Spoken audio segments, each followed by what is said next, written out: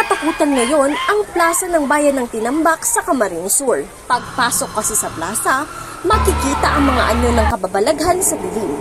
Tikbalang, white lady, kapre, ilan lang ang mga ito sa sari-saring nakakatakot na karakter kaugnay ng Scarefest Halloween Special sa mas malawak na pwesto sa plaza. Sa parada, tilian ang mga bata.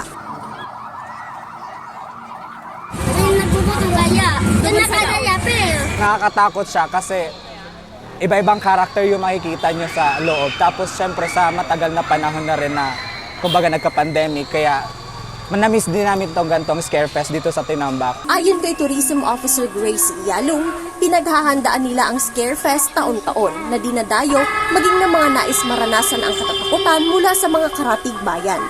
Passion ko talaga siya.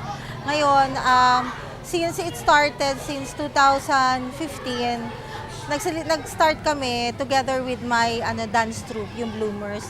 Tapos kinagat siya ng tao hanggang celebrated na siya yearly. So naputo lang siya nung pandemic. Pero bukod sa katuwaan, napagkakakitaan din ang aktibidad. May 20 pesos itong entrance fee na napupunta naman bilang bayad sa mga nagsusuot ng costume.